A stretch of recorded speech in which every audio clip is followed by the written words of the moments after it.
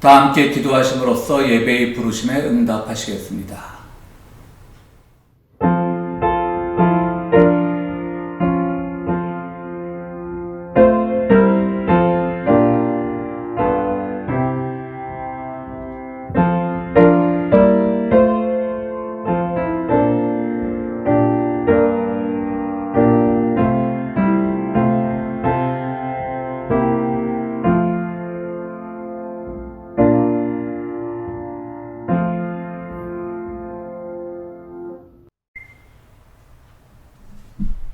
거룩하시고 거룩하신 아버지 하나님, 비록 온라인이지만 아버지께서 저를 불러주셔서 아버지 앞에 기도하게 하시고 또한 교인들과 더불어 교통하게 하신 은혜를 감사드립니다.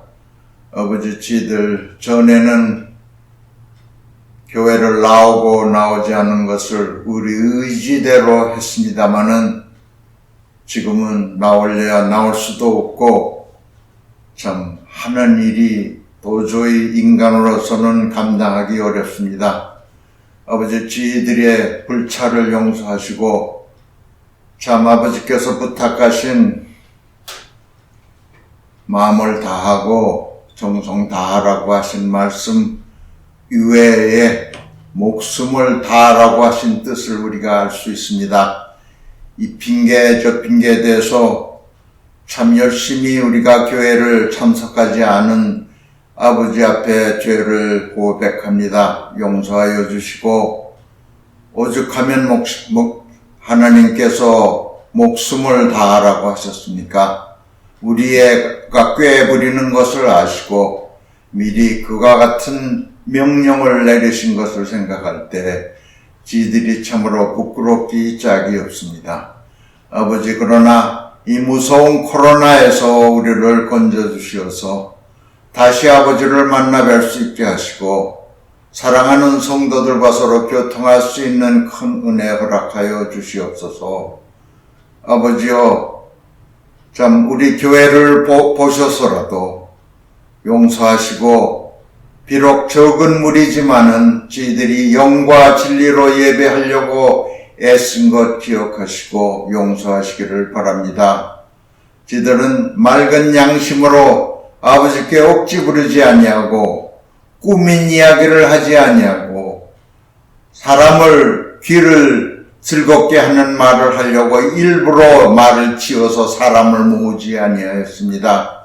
아버지, 저희들 마음을 저희들의 40여 년의 역사를 기억하시는 아버지 하나님, 저희들의 본뜻을 기억하시고 저희들의 여린 마음, 참 아버지께 무서워하고 경외하던 마음을 기억하시어 저희들의 뜻을 이루어 주시옵소서. 이 교회 재단을 통하여 아버지 영광 받으시고 이름 날리셔야겠습니다. 아버지, 적을수록 은혜스러운 교회가 됩니다. 많이 모일수록 아버지께서 외면하시는 형국입니다. 아버지, 진정으로 맑은 양심으로 아버지께 예배드리는 교회들이 많이 나타나서 아버지께서 기뻐 받으시는 예배가 될 수 있도록 도와주시옵소서. 사랑하는 교우들 가정에서 지금 외로이 참 투쟁을 하고 있습니다. 경제적으로 또한 이 코로나를 피하려고 고생을 많이 하고 있습니다. 아버지, 성도들 불쌍히 보시고 한 사람 한 사람 그 사정에 따라 축복하시고 아버지 하나님, 그들이 다시 우리가 만나서 서로 손을 잡고 기뻐하며 아버지를 찬양하는 날이 속히 오도록 도와주시옵소서. 아버지, 비록 온라인이지만은 이 예배를 주관하시고 축복하시고 아버지께서 많은 것으로 내려주시어서 이 예배가 끝남과 동시에 정의가 강같이 흐르게 하시고 사랑의 아버지의 사랑이 온 땅에 햇볕같이 두루째 있는 축복이 있게 하여 주시옵기를 간절히 바라올 때 나의 주 예수 그리스도 이름으로 기도하옵나이다.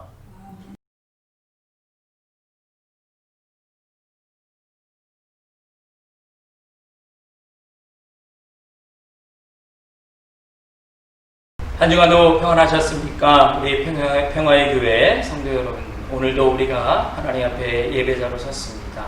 다 같이 함께 찬양하시면서 함께 예배의 자리로 가겠습니다. 오늘 찬양은요, 갈릴리로 어서 가요, 희년을 향하는 우리의 행진, 그리고 기뻐하며 경배하세. 함께 찬양하겠습니다.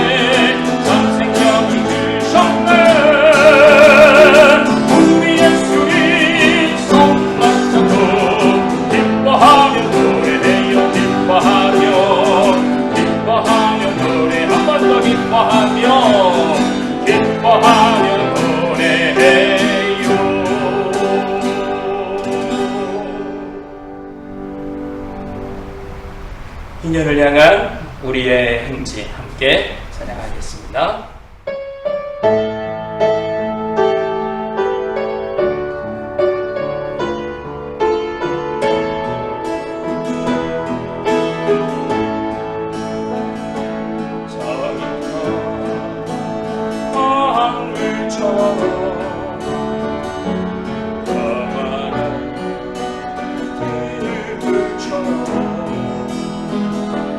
사랑은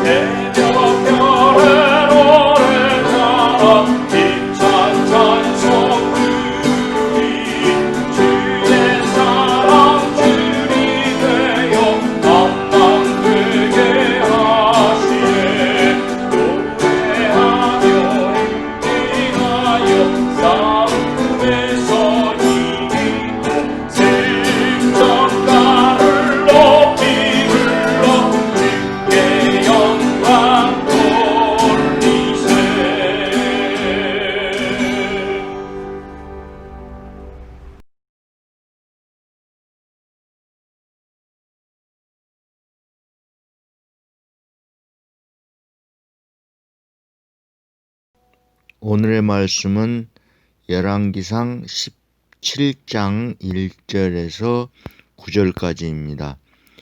길르앗의 디셉에 사는 디셉 사람 엘리야가 아합에게 말하였다. 내가 섬기는 주 이스라엘의 하나님께서 살아계심을 두고 맹세합니다. 내가 다시 입을 열기까지 앞으로 몇 해 동안은 비는커녕 이슬 한 방울도 내리지 않을 것입니다. 주님께서 엘리야에게 말씀하셨다. 이곳을 떠나서 동쪽으로 가거라. 그리고 거기 요단강 동쪽에 있는 그릿 시냇가에 숨어서 지내며 그 시냇물을 마셔라. 내가 까마귀에게 명하여서 내게 먹을 것을 날라다 주게 하겠다. 엘리야는 주님의 말씀대로 가서 그대로 하였다. 그는 곧 가서 요단강 앞에 있는 그릿 시냇가에 머물렀다. 까마귀들이 아침에도 빵과 고기를 그에게 가져다 주었고 저녁에도 빵과 고기를 그에게 가져다 주었다. 그리고 물은 그곳 시냇물을 마셨다. 그런데 그 땅에 비가 내리지 않으므로 얼마 있지 않아서 시냇물까지 말라버렸다. 저는 극단적 생태주의자나 자연주의자는 아닙니다. 하지만 자연주의적으로 살아가는 사람들을 존경합니다. 헨리 데이빗 서로우, 1845년부터 1847년까지 월든이라고 하는 숲속에 들어가서 홀로 명상하고 자연에 의탁해서 살면서 자연과 인생의 의미를 터득했던 사람입니다. 그 경험을 월든이라는 책에서 잘 표현하고 있습니다. 이반 일리치, 푸에르토리코에서 빈민사역을 하던 신부님이죠. 이분은 얼굴에 작은 종양이 생겼을 때 현대 문명에 반대하는, 현대의학에 반대하는 의미로 모든 수술을 거부하고 그냥 얼굴에 생긴 혹으로 말미암아 목숨을 잃었습니다. 또 정의의 길로 비틀거리며 가다의 저자인 리 후이나키 신부 역시 아버지와 동생의 죽어가는 과정을 보면서 테크놀로지화된 현대의학의 모순을 비판합니다. 그리고 그는 그 경험을 되살려서 아미코스 모르티스, 죽어가는 친구들 이렇게 번역할 수 있겠죠. 그런 책을 썼고 이 책 역시 아미코스 모르티스라는 제목으로 우리말로 번역되어 있습니다. 저는 데이빗 서로우, 또 이반 일리치, 리 호이나키의 책을 즐겨 읽고 한국 케이블 TV에 나는 자연인이다 라고 하는 그 다큐멘터리 프로그램을 즐겨 보는데요. 그러면서 자연주의자들의 그 삶을 존경하지만 동시에 저는 현대 테크놀로지의 혜택도 즐기고 싶은 사람입니다. 지금 가지고 있는 스마트폰의 기능의 50%도 못 쓰고 있겠죠. 젊은 사람들 보면 스마트폰으로 별의별 짓 다 하지 않습니까? 그런데 저는 아마 50%? 아마 그 이하가 될 겁니다.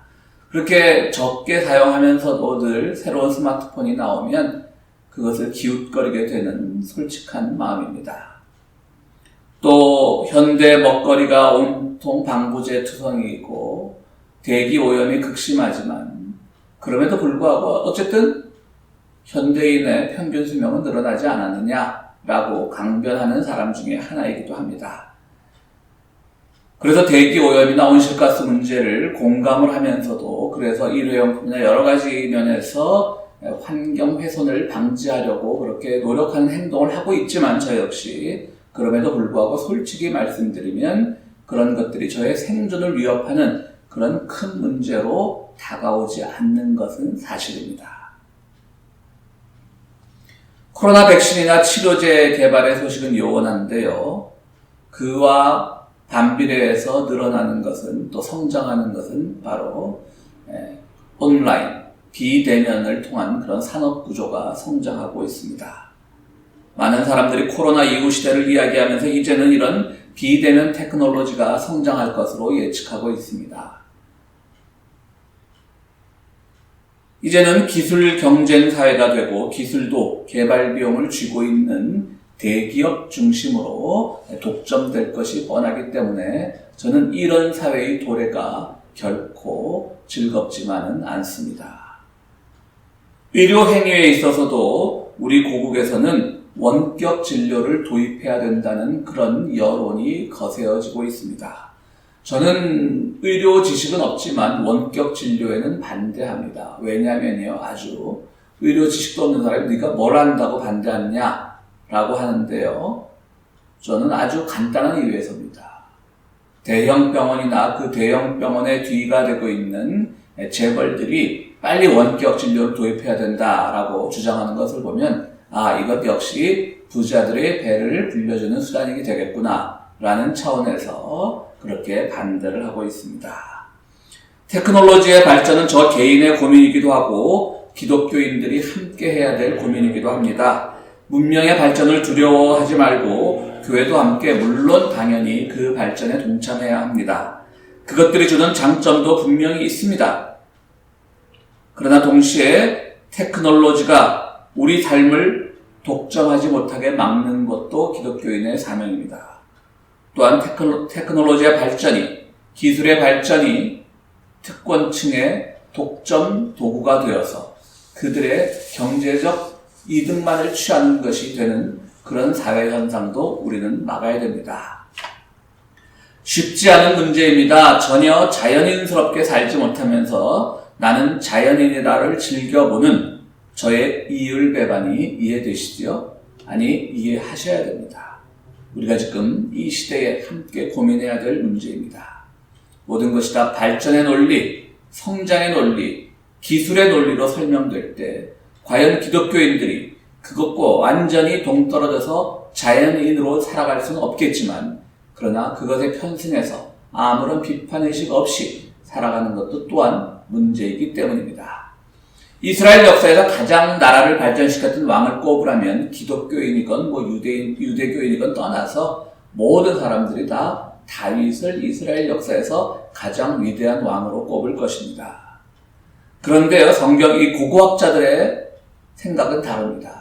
성서 고고학자들의 연구에 따르면 사실 이스라엘을 가장 물리적으로 발전시켰던 왕은 아합 왕이라고 합니다. 아합. 그가 치세할 때 이스라엘의 영토가 가장 넓었었고요. 이스라엘의 경제력도 가장 부흥했었고 군사력도 당연히 아주 강대했었다고 합니다. 그는 제국 아시리아를 무찔렀고 또 영토를 넓혔습니다. 다윗 왕은 통일왕국 때 왕이죠. 그런데 솔로몬 이후에 이스라엘이 북이스라엘과 남유다로 나뉘면서 분단 국가가 됐는데요. 아합은 바로 그 북이스라엘의 왕이었습니다. 즉 분단된 국가의 왕이었는데 그 당시가 가장 통일왕국 때보다도 영토가 넓었다라고 하는 것은 그의 정치력을 짐작할 수 있는 부분입니다. 그런데 성경은 어떻습니까? 아합 왕을 가장 나쁘고 악독하고 사악한 왕으로 취급하고 있지 않습니까? 이것은 무엇을 의미합니까? 성경은 반드시 성장의 논리, 발전의 논리로만 쓰여지지 않은 책이고 그것을 늘 경계해야 된다라고 주장하는 책이기 때문입니다. 물론 다윗 때도 발전했죠. 근데 다윗의 장점은 어디에 있습니까? 우리아를 전쟁터에 보내서 그를 죽게 한 것 단점 투성이의 사람인데 그럼에도 불구하고 성경에서 다윗을 인정하는 것은 그의 악행이 아니라 악행을 저지를 때마다 그가 반성하고 회개하고 자기 성찰하고 주님 앞에서 겸손해졌던 그런 모습이 있었기 때문에 성경은 그를 오히려 구약시대의 주인공으로 택했던 것입니다. 아합이 결코 주인공이 되지 못했던 것이죠. 이런 경험이 있었기 때문에 다윗은 그의 악행의 경험이 있었기 때문에 다윗은 사울을 죽일 뻔하다가 살려준 적도 있고요. 또 사울의 아들 느비보셋이 배신했을 때 그를 살려줬고요. 여러 가지 자기 회개의 흔적들을 남겼습니다. 저는 다윗의 행적 중에 가장 높게 평가하는 것이요, 사무엘 30장에 나오는 이야기입니다. 다윗의 군대 600명이 아멜렉을 쫓아갑니다. 아멜렉이 그 전에 다윗의 진영적을 공격해서 사람들을 납치해가고 많은 물자들을 수탈해갔기 때문에 그에 대해서 그는 많은 것들을 이제 다시 되찾아오려고 그렇게 하게 되는 것이죠.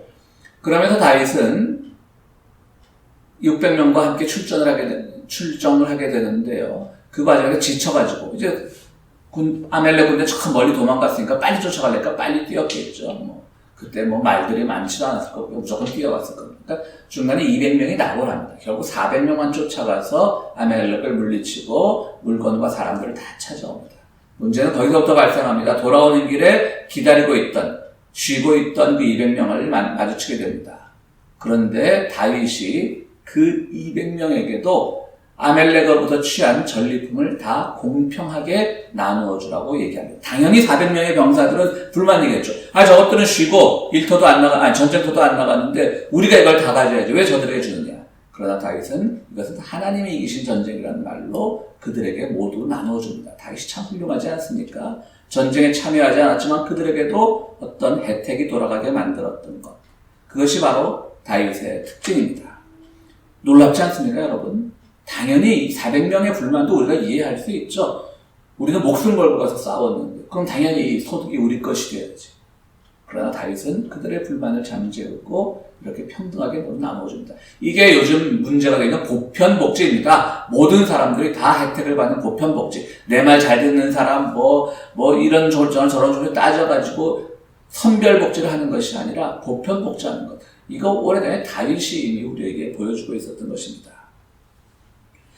저는 한국 뉴스를 내용은 잘 안 보고 헤드라인만 보고 지나가는 경우가 많습니다. 읽을 책도 많은데 좀 시간 낭비라는 생각이 들어서 그런데요.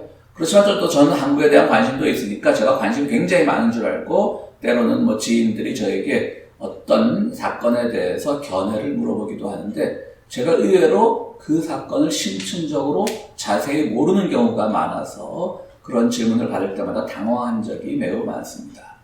말씀드렸듯이 저는 헤드라인만 보기 때문에 그렇죠. 그래도 저는 한국에 관심이 있다면, 한국 사회에 관심이 있다면 어떤 사안에 대해서 저의 입장은 있어야 되지 않겠습니까? 이건 찬성이다, 이건 반대다. 그럼 헤드라인만 보는 저는 어떻게 그 입장을 정하는지 아십니까? 재벌들과 보수 언론이 찬성하면 이 정책은 나쁜 거구나. 반대로 보수 언론과 재벌이 반대하고 마구 비난하면 이 정책이나 또 그 비난의 대상이 되었던 사람은 좋은 정책이나 좋은 사람이구나 이렇게 합니다. 목사라는 사람이 그렇게 비과학적으로 비합리적으로 판단을 하냐? 라고 반문하셔도 할 수 없는데요. 제가 보니까 그 판단은, 저의 좀 터무니없는 그 판단 기준은요, 결과적으로 보면 거의 100%, 좀 겸손하게 말하면 95%는 맞는 것 같더라고요. 간단합니다. 특권층들이, 보수 언론이 그들의 이익을 위해서 모든 것을 판단하지 보편적으로 모든 이들의 이익은 보지 않기 때문에 그렇습니다. 다시 아합의 이야기로 돌아갑니다. 다윗과 달리 아합은 오직 발전에만, 성장에만 몰두했던 사람입니다. 경쟁에서 이기는 것이 그의 삶의 우상이 되어버린 사람입니다. 문제는 다윗을 선호하는 기독교인들조차 경쟁을 우상시합니다. 박정희 정권에 당연히 경제가 발전했었죠. 누구도 부정하지는 않습니다. 그러나 그것을 최선이다 라고 말할 수는 없는 겁니다. 그 경제 발전의 이면에는 많은 노동자들과 빈민들의 정말 말도 안 되는 그 어려운 상황이 있었기 때문입니다. 그들의 삶의 질은 이루 말할 수가 없었던 것이죠. 비참했죠. 바로 아합 같은 사람입니다. 발전시켰습니다. 아합도. 그러나 그는 다른 것은 보지 않고 성장과 발전에만 몰두했던 사람입니다. 그러니까 목사들 중에 박정희를 칭송하는 사람은 성경을 안 읽었다는 사람이 되는 거죠. 바로 그런 겁니다. 이런 경쟁에만 목숨을 건 아합의 악행을 고발하기 위해 하나님은 예언자 엘리야를 보내 그 땅에 가뭄이 올 것을 예언합니다. 사악한 왕 아합 앞에서 이 땅에 가뭄이 올 것이다. 모든 물이 다 말라버릴 것이다. 라고 예언한 엘리야는 얼마나 두려웠겠습니까? 그래서 그는 그릿이라고 하는 곳에 있는 시냇가로 피신해서 숨어 지냅니다. 하나님의 약속대로 아침 저녁으로 까마귀가 먹을 것을 물어다 줍니다. 그런데 시냇물도 곧 말라버립니다. 당연하죠. 가뭄이 온다는 예언이 맞았다라는 의미입니다. 엘리야도 바로 아합의 악행으로부터 생긴 피해, 그를 경고하기 위한 피해, 이 땅에 가뭄이 올 것이라고 했던 그 예언, 그것의 피해를 엘리야도 입었습니다. 이건 매우 중요한 사건입니다. 엘리야도 악으로부터 생긴 피해를 입었다. 다시 말해 시냇물이 말라버려 마실 물이 없어졌다는 것은 무엇을 의미합니까? 사회가 함께 신음할 때는 우리가 선인이 되었다고 해도, 우리가 아무리 그동안 사회 악행을 비판하고 올바르게 산다라고 해도 사회가 함께 신음할 때는 우리도 함께 신음할 수밖에 없는 현실이 있다는 겁니다. 요즘 인종차별에 반대하는 시위가 많을 때 곳곳에서 이제 여전히 흑인들이 다주는 아니겠지만 그들로부터 가게가 털렸다, 공격당했다, 그런 뉴스들도 심심치 않게 들리는데요. 이런 생각을 하는 분들도 있을 거예요. 나는 백인 인종 우월주의에 반대에 공감하고 흑인들을 참 좋아하고 많이 베풀었지만 왜 우리 가게가 공격을 받았지? 라고 하는 그 의아함, 또 그로부터 인해 생기는 배신감, 분노가 생기는 것 당연하지만 억울해하지는 말자는 얘기입니다. 엘리야도 자기가 어떤 악행을 지적했을 때 그로 인한 피해, 그가 숨어 지내던 곳에 물이 말라버리는 그 피해를 입었지 않습니까? 그러니까 아무 죄도 없는 사람이 피해를 입었다는 것은 그 피해를 입은 분의 잘못이 결코 아닙니다. 그만큼 우리 사회가 모순 속에 있었다는 얘기입니다. 그러니까 그 안타까운 마음, 오랫동안 쌓았던 그 가게가 털리고 그런 마음들 충분히 분노하시죠. 제 주변에 그런 분이 없습니다만은 인터뷰나 이런 것들을 통해서 그런 분들의 탄식을 많이 들을 수 있었으니까요. 당연히 그분들의 아픔도 공감하지만 그것으로 인해서 내가 그동안 흑인들에게 베풀고 백인 우월주의에 반대하고 그게 잘못됐다는 건 아니에요. 그건 사회가 그만큼 잘못됐었다는 거죠. 오늘 엘리야를 보세요. 엘리야도 동일하게 가뭄의 피해를 입습니다. 사회 악행으로 인한 그 결과로부터 피해를 입습니다. 그걸 우리가 생각해야 되는 겁니다.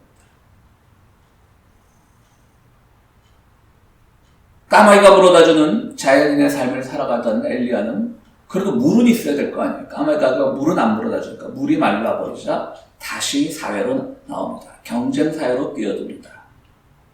그래서 경쟁사회의 기준이 되는 숫자에 연연하지 않고 아합이 고용한 거짓 예언자 850명을 물리칩니다.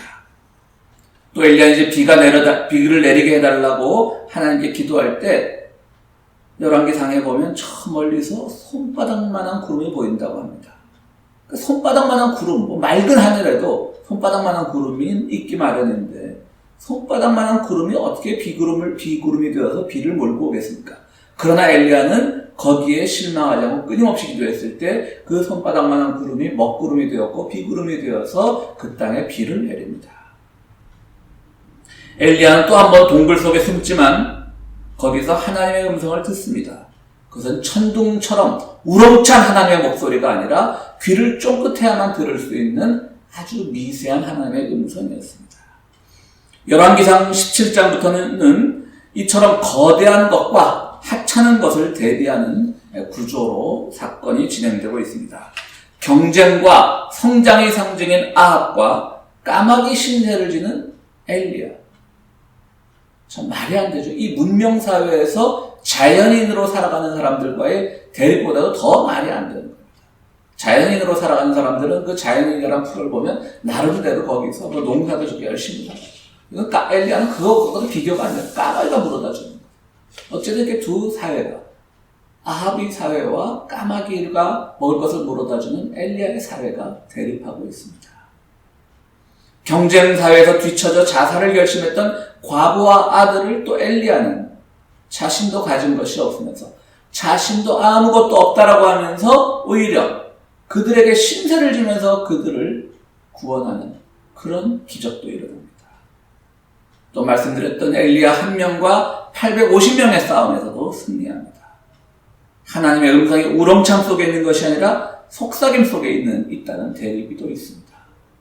이처럼 열왕기상 17장 이후의 사건은 까마귀가 물어다주는 그 작은 음식의 사건, 그런 기적만을 보여주는 것이 아니라 바로 아합으로 상징되는 경쟁과 성장으로 점철된 이 사회가 정말 말도 안 되는 까마귀가 물어다주는 것과 같은 그런 것으로 대비되는 그 사회, 이 사회 구조 속에서 하나님은 어디에 계신가를 우리로 하여금 깨달으라고 하는 것입니다.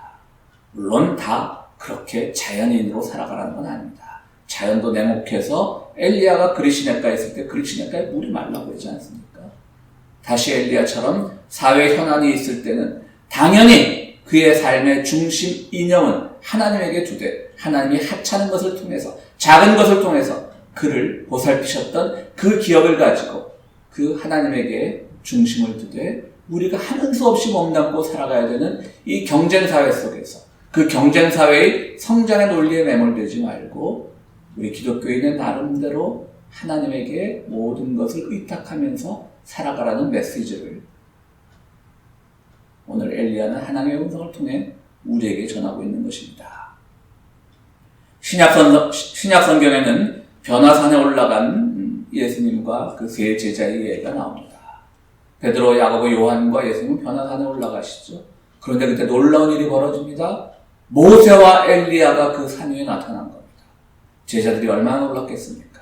제자들이 얘기합니다. 선생님, 여기가 좋습니다. 여기다 초막셋을 짓고 그냥 여기 삽시다. 그들은 힘들었던 거죠. 자연인으로 살아가고 싶었던 거예요. 아무것도 싫어요. 사회 내려가면 또 바리새파하고 싸워야 되고 서기관들과 싸워야 되고 로마 제국들과 싸워야 되고 부패한 정권과 싸워야 되고 그냥 여기가 좋소. 여기다 삽시다 라고 얘기합니다. 초막 짓고 그냥 초가집 짓고 세채 짓는 건 모세, 엘리야, 예수님 자기들은 그냥 들판에서 지내도 좋을 게 여기 살자니. 그러나 예수님 뭐라고 말씀하십니까? 그래도 내려가야 된다고 말씀하십니다. 경쟁사회 속에 던져진 우리입니다. 어쩌면 코로나 이후 시대는 그 경쟁의 기술력까지 동반해서 경쟁이 더욱더 치열해질지도 모릅니다. 우리는 그 속에서 던져져서 그것을 완전히 외면하고 살아갈 수는 없습니다. 그러나 우리를 무한 경쟁사회에서 이기게 만드는 것은 경쟁의 상부에 올라서기 위해 열심히 투자하고 남을 짓밟고 그런 종류의 경쟁이 아니라 까마귀가 물어다주는 작은 음식 같은 그러한 신비입니다. 때로는 물이 말라버림 속에서 그것이 무엇을 의미하는지를 깨닫고 다시 경쟁사회 속으로 뛰어들어서 거기서 정의를 선포하는 것이 또 우리 기독교인에게 주어진 사명입니다. 오늘도 하나님은 까마귀를 통해 여러분들을 공급하십니다. 여러분들의 모든 삶을 돌보십니다. 주위를 둘러보십시오. 오늘 여러분을 도우시는 까마귀는 어디에 있나요? 함께 기도하시겠습니다. 고마우시고 감사하신 아버지 하나님, 이 무시무시한 코로나 전국에 우리 참 두려움만 쌓여가고 짜증만 쌓여가는 시대를 살고 있습니다. 그러나 주님, 더욱 걱정인 것은 이후의 시대가 어찌 될지 우리는 여전히 알지 못합니다. 그럼에도 불구하고 우리는 오직 이런 기술 발전, 성장, 논리의 시대에 하나님을 의지하며 살아갈 수 있도록 그것이 우리에게 큰 힘이 된다는 사실을 믿으면서 살아갈 수 있도록 우리의 마음을 위로하여 주시옵소서. 아버지 하나님, 우리는 주님의 뜻을 따라 살아가다 보면 사회가 정해놓은 그 기준에서 밀릴 수밖에 없고 그 경쟁에 뒤처질 수밖에 없지만 그러나 주님은 바로 까마귀 같은 하찮은 미물을 통해서 우리를 승리케 하신다는 그 약속을 보여주셨사오니 우리 역시 우리 주변에 어느 곳에 우리가